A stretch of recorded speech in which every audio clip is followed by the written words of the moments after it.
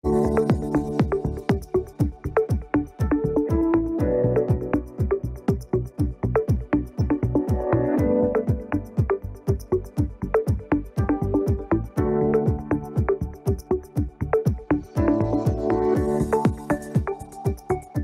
gente, tudo bem? Aqui deixo logo meu abraço, né? Abraço do professor JJ, todos os alunos aí do 4º ano ligados aqui na nossa aula de História, sobretudo o pessoal da zona rural, o pessoal da zona urbana, ok? Então essa hora é a hora da aula, esquece tudo que você está fazendo aí, vai lá para o seu cantinho, na frente da TV, porque a gente vai ficar conectado aí nessa meia horinha que a gente vai ter aqui, tudo bem? Prepara o seu material, o seu livro, o seu caderno e preste atenção na aula. Porque você prestando atenção na aula, você vai conseguir desenvolver e aprender os conteúdos necessários. Tudo bem? Vamos lá ver o que a gente tem hoje? Hoje a gente vai falar sobre um assunto que talvez interesse a muitos de vocês que estão aí do outro lado da câmera. Qual é? Migração. Por que eu falei isso? Porque veja bem, eu, por exemplo, tenho alunos que migraram de outras cidades para cá, para Teresina. Eles vieram de outras cidades do próprio estado do Piauí, mas também tem gente que veio de outros estados para estudar aqui em Teresina, né? A família teve necessidade, por algum problema, veio morar aqui e acabou entrando numa escola da prefeitura. Então, eu tenho alunos nessa situação, que são migrantes, tá bom? Então, é exatamente sobre isso que a gente vai falar hoje. Os processos migratórios do final do século XIX e início do século XX. Quando a gente fala século XIX, a gente está falando aqui a partir de 1801, tá?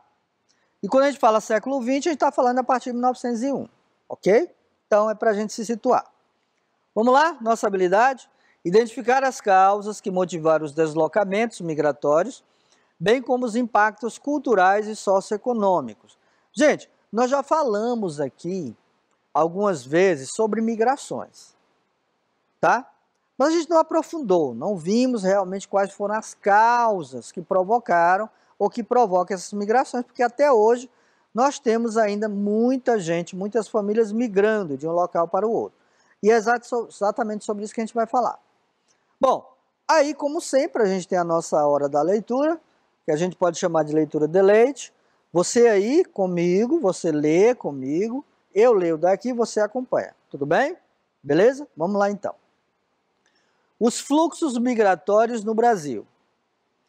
A todo momento, pessoas deixam sua cidade de origem rumo a outras para ficar permanentemente ou só morar por um tempo determinado ou não. São os migrantes, que aqui no Brasil representam 40% da população, segundo dados da Pesquisa Nacional por Amostra de Domicílios, PNAD, de 2007. Feita pelo Instituto Brasileiro de Geografia e Estatística, IBGE. Embora os fluxos migratórios tenham sido mais intensos nas décadas de 60 e 70, a circulação ainda é grande. Recentemente, 10 milhões de brasileiros, cerca de 5,4% da população do Brasil, né, se mudaram para outro lugar. Revisitando o histórico dos fluxos migratórios, é possível compreender que eles se esgotam com o tempo. A marcha para o oeste do país, nos anos de 1970, era formada sobretudo por sulistas, em busca de fronteiras agrícolas e a fim de colonizar estados como Rondônia, mas perdeu força gradualmente e atualmente o movimento que mais chama a atenção é o movimento de volta aos locais de origem. Muita gente, por exemplo, está deixando o Sudeste e voltando para o Nordeste.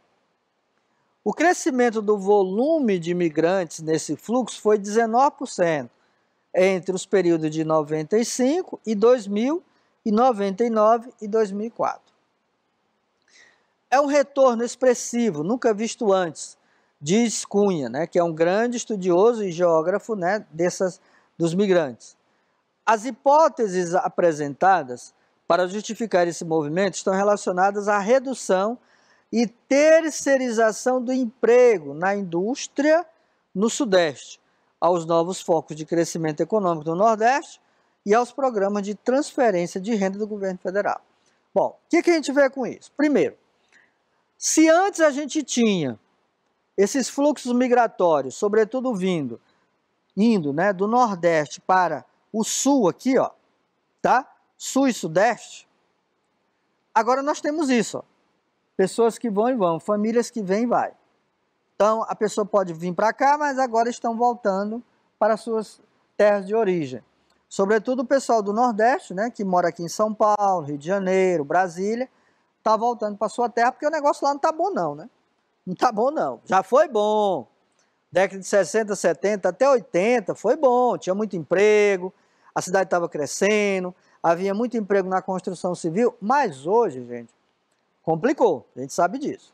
A violência, a própria questão econômica do Estado. Então, não é mais como era antigamente. Por isso, as pessoas acabam retornando para os seus locais de origem. Por quê? Porque houve um desenvolvimento econômico aqui na região Nordeste, como houve também na região Norte, ok? Então, as setinhas mostrando aqui, ó, vai, vem, se vai e vem, que a gente chama de migrações. Bom, na história das migrações internas, e aí vamos lá, agora eu quero ver, o que são migrações internas? Hein? Ah, não, professor, são aquelas migrações em que há o deslocamento de uma pessoa de um lugar para o outro dentro do país. Beleza, exatamente isso. E o que são as migrações externas? É quando uma pessoa sai do seu local, do seu país, para ir para outro país. Tudo bem? Deu para entender, né? Bom, na história das migrações internas ou interregionais do Brasil, interregionais é quando, por exemplo, uma pessoa sai da sua região para ir para outra região. Ele sai aqui da região Nordeste para ir para Sul, tá? As mais importantes foram as migrações nordestinas. Olha para cá, ó. Tá vendo esse setão grosso? Significa o maior fluxo de gente vindo aqui do Nordeste para a região Sudeste e Sul. Para o centro-sul do país, especialmente para as grandes metrópoles industrializadas a partir dos anos de 1930. Gente, em 1930 estava acontecendo o que a gente chama de uma grande revolução aqui no Brasil, ok? Estava início aí a prospecção da construção de Brasília, São Paulo estava crescendo, estava se reconstruindo, aliás, se construindo, Rio de Janeiro do mesmo jeito. Então havia muita oferta de mão de obra, muita oferta de emprego. E aí aqui vigorava muita seca, fome, tragédia mesmo, miséria. E aí somente os homens acabavam com as suas famílias migrando para as regiões sudeste e também para a região norte, tá? Por que região norte? Aqui estava acontecendo, por exemplo, tinha a Serra dos Carajás, tinha uma grande avenida chamada Transamazônica que foi aberta, então precisava de muita gente para trabalhar. E eles acabavam indo para isso, além daquela questão da busca do ouro, tá? Que houve aqui na região norte, mas isso é outro problema. Bom, as migrações no Brasil não ocorrem por causa de guerras, como por exemplo lá no Afeganistão, na Síria, nos países do Oriente Médio. Não ocorre por causa de guerras, como aconteceu ainda e acontece em muitos países, mas pela inconstância dos ciclos econômicos em cada momento da história e de uma economia planejada, independentemente da necessidade da população. Então, por exemplo, o que é que faz com que famílias inteiras deixem suas terras aqui no Nordeste? A seca. A seca. Se tem seca, não tem como produzir. Se não tem como produzir, não tem como sobreviver. Não tem como plantar, certo?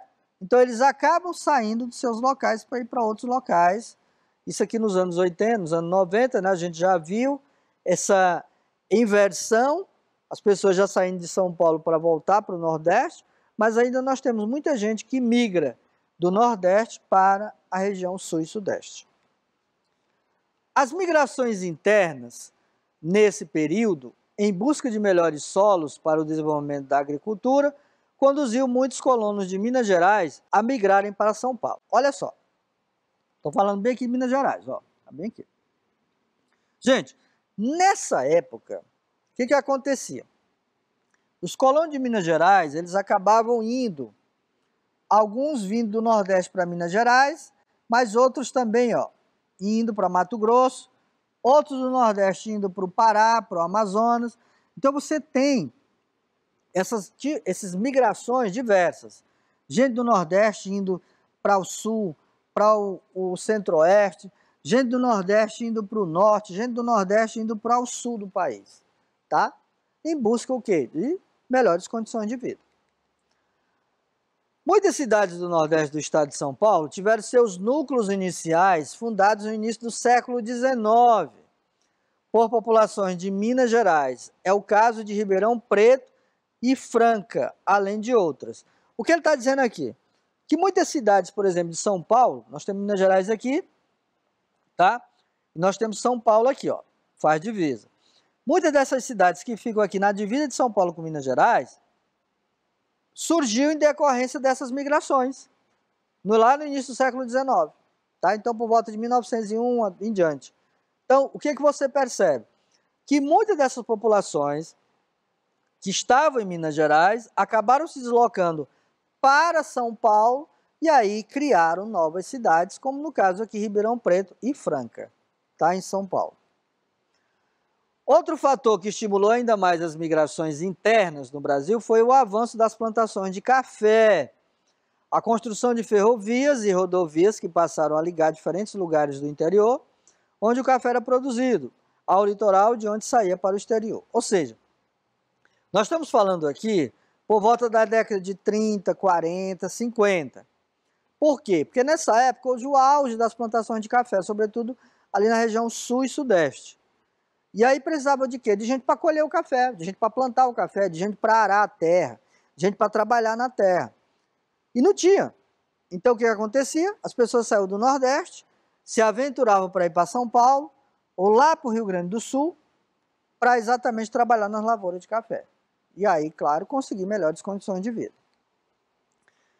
Uma das fases de deslocamento da população para a região norte ocorreu na época da construção da rodovia Transamazônica, aqui ó, BR-230 e de outras rodovias federais nessa região. Olha aqui, ó, isso aqui, gente, não é uma cachoeira não, isso aqui é uma rodovia. É a Transamazônica, ok? Lá por volta do seu início de construção e aqui atualmente, ó. Professor, essa rodovia que liga de ponta a ponta, certo? A Amazônia, a região norte e sul, ainda não é asfaltada? Exatamente. Tem muito trecho dela que ainda não é asfaltada, infelizmente. E aí o que acontece? Quando chove, cria esse lamaceiro, ó, você está vendo aqui os caminhões, ó, os lamaceiros, os atoleiros, e aí complica para o escoamento de produtos, porque ela se tornou uma das grandes linhas de escoamento de produtos, ou seja, os caminhoneiros passam por aqui trazendo produtos do norte para o sul e vice-versa, ok? No período de 1956 a 1961, o fluxo migratório continuava com a construção de Brasília, ó, tá bom? 56 a 61, que absorveu grande parte de operários, que chamavam de candangos, oriundos do Nordeste e Minas Gerais, é a construção da rodovia Belém-Brasília. Gente, a rodovia Belém-Brasília é uma rodovia que o pessoal chama de rodovia reta, porque ela é realmente reta, né? Ela não tem curva. Então ela liga Belém a Brasília direto. Você pode pegar ali, pergunta para o seu pai, se ele conhece, pega ali a rodovia Belém-Brasília. Você sai de Brasília, vai chegar em Belém. Você sai de Belém, vai chegar em Brasília. Pode ir direto, sem medo, tá? Que é um retão mesmo. E aí, na construção de Brasília, exatamente esses nordestinos, boa parte deles, vieram em busca de trabalho na construção de Brasília. Isso de 56 a 61.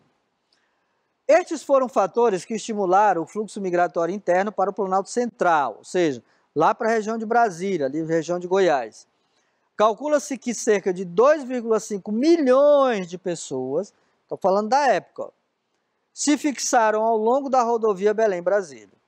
O que acontecia? As pessoas acabavam migrando da região norte, indo pela Belém-Brasília, porque tinha a construção da rodovia, e aí o que acontece? As pessoas começavam a ganhar o seu dinheirinho e começavam a comprar casa, ao redor, nas margens da rodovia Belém-Brasília. E aí foram surgindo as cidades. Por exemplo, vou citar uma aqui. Lá em Belém, entre Belém, tem várias cidades do Pará, a capital é Belém, que ficam às margens da rodovia Belém-Brasília. Por exemplo, São Miguel do Guamá, né, Capanema, Castanhal. São várias cidades que ficam ali margeando a Belém-Brasília. Por quê? Porque na época da sua construção, da rodovia Belém-Brasília, havia muita prosperidade, muito comércio. E as pessoas acabavam ganhando seu dinheiro, compravam um terrenozinho, construíam sua casa e assim foram surgindo as cidades. Ok? A partir da década de 1980, as migrações de nordestinos para São Paulo, Rio de Janeiro e para o sul do país diminuíram, embora ainda ocorram. Nessa época, grande número de nordestinos começou a migrar para a área central do país e para a Amazônia. Então, eles estavam aqui, começaram a ir para a região centro-oeste. Da região centro-oeste e para norte. Da norte, voltavam para a sua terra de origem. Gente, não tem nada melhor do que viver na sua terra, junto com seus parentes. Até para pedir um açúcar é melhor, né? Até para pedir emprestado ali 1 quilo de farinha, 1 quilo de feijão, 1 quilo de arroz é melhor.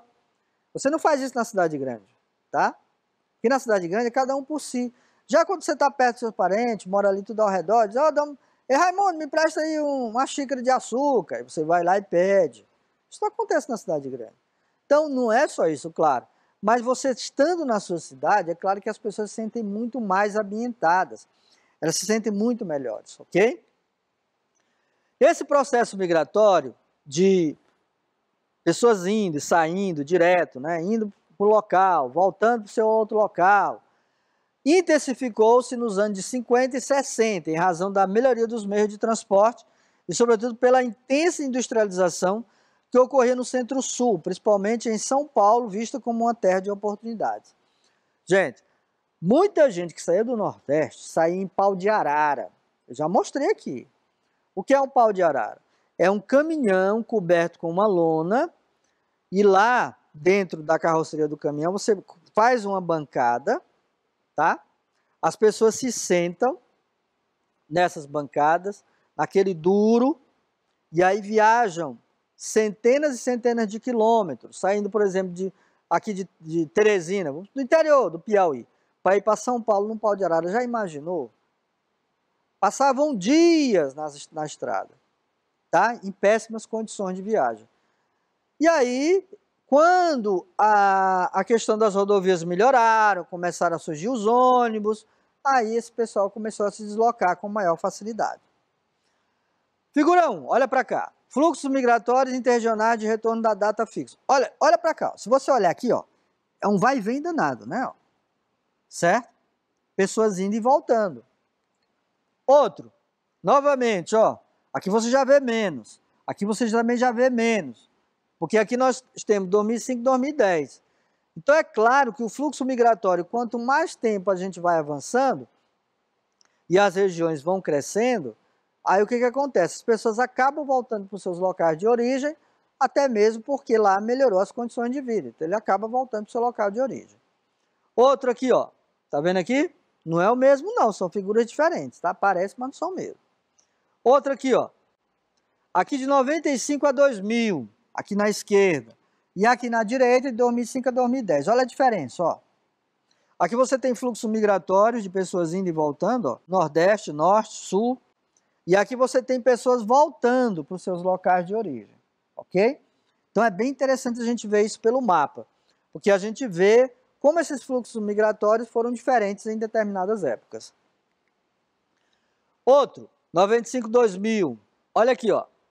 Tá vendo aqui? Saindo sobretudo do Nordeste para a região Norte, não mais para a região Sul.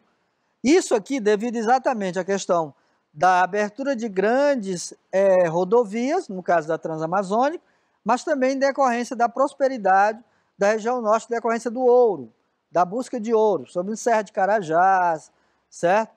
Naquele tempo, ali na década de 80, que houve muito isso, a busca do ouro. E aqui você tem, ó, novamente, esse fluxo migratório do Nordeste para o Sul, do Sul para o Nordeste. Vamos ver na prática isso? Está disposto? Vamos lá então, ver na prática como é que funciona? Você já absorveu muito conteúdo, então agora a gente vai praticar. O que é migração, gente? O que é migração? O que seria migração? E aí, dá para responder? Vamos lá? Migração é um movimento de populações no espaço geográfico. É quando as populações se transportam de um país para o outro, ou mesmo dentro de um mesmo país, viajando de uma cidade para outra em busca de um novo lugar para morar, de maneira geral. Então, duas coisas são importantes de observar. Primeiro, o que é migração? Deslocamento que é feito de uma população de um local para o outro, tá? Então, você que está me ouvindo aí, se você se deslocou, por exemplo, lá de São Paulo, aqui lá de uma cidade do interior, longe, lá de Correntes, São Francisco de Assis do Piauí, Valença, veio para cá com sua família inteira, você é migrante. E você veio por uma necessidade. Essa necessidade pode ser de sobrevivência, no caso econômica, ou até mesmo para ter uma boa referência de estudo. E muitos pais hoje estão se mudando, por exemplo, para Teresina para terem um bom estudo, sobretudo nas escolas municipais. Vamos ver outra.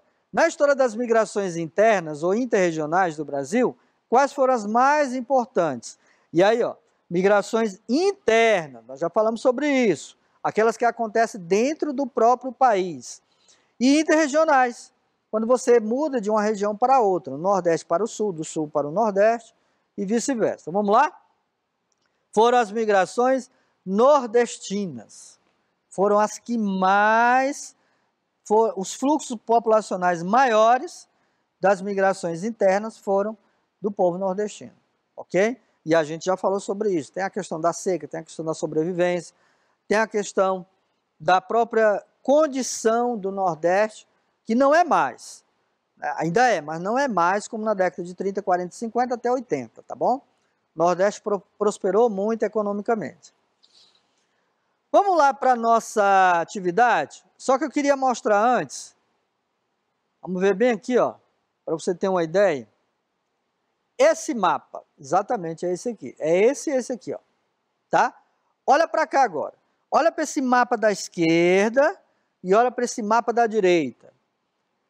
Você vê a diferença? Tem diferença, não tem? Olha para esses pontozinhos, essas faixas, em cores.